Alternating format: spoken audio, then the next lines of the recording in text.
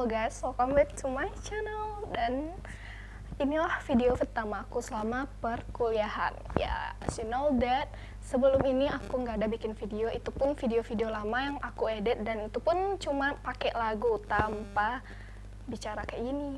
And for your information semuanya, karena aku akan mengusahakan tiap minggu itu bakal ada video. Dan berhubung sekarang video aku pertama di perkuliahan, jadi aku mau bikin tentang perkuliahan juga. Jadi kali ini aku mau bahas tentang gap year. You know gap year? G-A-P-Y-E-A-R. Benar. Sedikit cerita tentang gap year ini. Jadi gap year ini hal yang umum dan bahkan penting di Eropa gitu loh. Gap year ini kan sama dengan cuti sekolah. Pokoknya kita tuh selama 1 tahun atau beberapa bulan kita gak melakukan tadi yang secara formal. Dan biasanya di Eropa itu mereka mengisi waktu luang mereka dengan seperti training, kursus, ataupun traveling, dan juga banyak hal lainnya yang dapat dilakukan di gap year ini. Oke, seperti yang kalian tahu di judulnya ini, di judul bawah ini tentang plus minusnya gap year. Jadi yang pertama kita bakal bahas minusnya dulu. Oke. Dan sebelum aku lanjut ke pembahasan pertama tentang minusnya gap year ini, jadi kalian bisa subscribe dulu channel ini. 1, 2, 3. Oke, terima kasih. Dan selanjutnya kalian bisa bunyiin lonceng di sampingnya dan juga klik tombol like. Bahkan kalian yang mau komen, silahkan komen di bawah tentang apa yang mau aku bikin selanjutnya, atau ya terserah kalian. Oke, thank you guys, thank you. Oke, next, bahasan pertama tentang minusnya gap year. Bisa jadi kamu nggak siap untuk melakukan pembelajaran formal kembali. Nah, pas masa gap year ini kan 1 tahun. Jadi, bisa jadi kamu mengisi waktu luang itu dengan happy-happy, ataupun kursus, ataupun training, ataupun kalian bisa juga traveling. Nah, jarang di sini orang yang melakukan gap year untuk belajar formal maupun bimbel. Itu pun mereka paling ngelakuin 1 ataupun 2 bulan sebelum terlaksananya ujian untuk masuk perguruan tinggi. Nah, itu minus yang pertama dari gap year. Oke, yang kedua kita lanjut. Yang kedua itu biaya yang dilakukan selama gap year itu nggak sedikit. Jadi, waktu kita kursus ataupun training ataupun mengikuti segala kegiatan yang kita mau ataupun segala sesuatu yang kita mau, kalian jalan-jalan, liburan atau apalah, mencari pengalaman, itu tuh membutuhkan biaya yang cukup besar, tergantung pemakaian kalian masing-masing. Jadi walaupun kalian pergi jalan-jalan, itulah pasti membutuhkan uang. Everything comes with a price, right?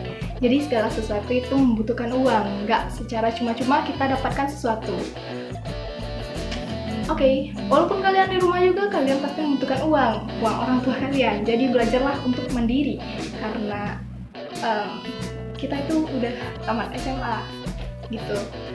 So, last but not least, gap year ini dipandang negatif di Indonesia. Jadi, secara yang kita ketahui bahwa Indonesia itu menghargai orang yang berakademik tinggi daripada orang yang mempunyai soft skill yang tinggi.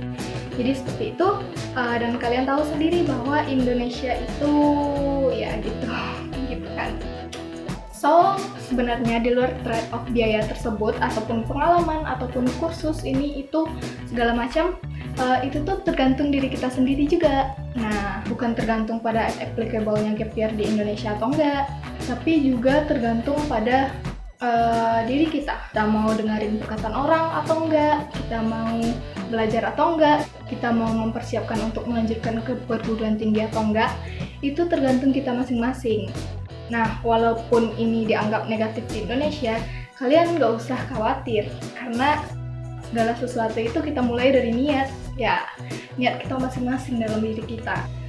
Satu lagi, untuk kalian yang sedih ngeliat teman-teman kalian udah pada kuliah, ataupun ya gitulah, kuliah itu nggak seenak yang dibayangkan gitu loh. Apalagi orang-orang yang salah mengambil jurusan demi mementingkan keamanan waktu SD ataupun SM ataupun apalah. Mereka lebih mengutamain universitas daripada jurusan yang cocok sama diri mereka sendiri. Jadi itu tuh kayak buang umur kalau mereka ngulang kembali tahun depan. Jadi ya gitu. Oke, 3 ini dulu minusnya dari gap year, dan kita akan lanjut ke sisi positifnya gap year atau plusnya gap year. Plusnya gap year. Oke, sebelum itu kalian subscribe dulu channel ini dan bunyi lonceng di sampingnya, lalu klik tombol like dan jangan lupa untuk komen di bawah lalu share ke teman-teman kalian. Oke, kita next ke plusnya gap year. Yang pertama yaitu masa pendewasaan diri. Masa pendewasaan diri ini tidak sedikit dari orang yang gap year untuk melakukan perantauan. Nah, di sini kan mereka pada ngekos ataupun jauh dari orang tua. Nah, disinilah masa-masa mereka untuk mengetahui jati diri mereka. Bukan lagi tergantung sama orang tua, bukan lagi tergantung sama teman. Ya pun kalau ada teman, itu pun nggak bisa kayak SMA lagi, nggak bisa kesana kemari berdua, kesana kemari bersama-sama gitu loh. Jadi ya, segala sesuatu itu kita yang mikirin. Nah, pas masa pendewasaan diri ini, kalian bisa membekali diri kalian dengan keterampilan atau kegiatan-kegiatan yang membantu diri kalian untuk memasuki perguruan tinggi atau jenjang selanjutnya yang akan kalian tempuh. Nah, di sini kalian harus berani untuk keluar dari comfort zone kalian. Jadi, ya harus berani. Oke, selanjutnya yang kedua yaitu melatih hidup lebih mandiri. Nah, segala sesuatu itu nggak bisa kita gantungkan pada orang lain. Jadi kita harus berani dan harus mampu untuk memecahkan masalah kita sendiri. Kalian harus mampu memanage time kalian sendiri. Bahkan kalian juga harus bisa mencari uang sendiri. Be adulting is hard, guys. Jadi jangan pernah meremehkan sesuatu walaupun kalian rasanya udah mampu begini dan begitu. Jangan pernah abaikan sesuatu yang pernah berarti di hidup kalian. Pokoknya segala sesuatu itu ada di tangan kalian. Jadi gitu. Contohnya aja, ketika kalian hura-hura nggak ada yang peduli, dan juga ketika kalian sakit pun nggak ada yang peduli. Jadi kalian yang ngurusin diri kalian sendiri. Kita next, selanjutnya yang ketiga, kalian bisa memanfaatkan waktu kalian untuk bimbel. Bahkan menemukan teman-teman baru di bimbel itu.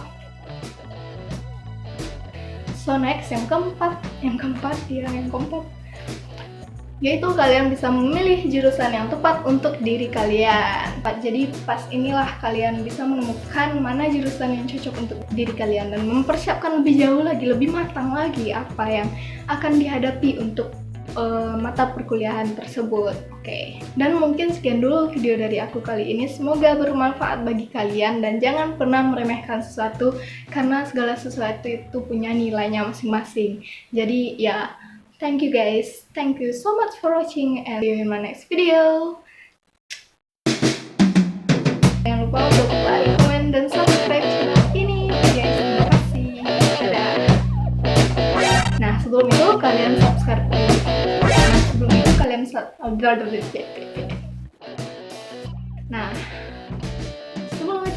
subscribe dulu. Subscribe. Why? Kita mau mempersiapkan untuk melanjutkan ke perguruan. Nggak cuma-cuma. Apalah aku bilang ya.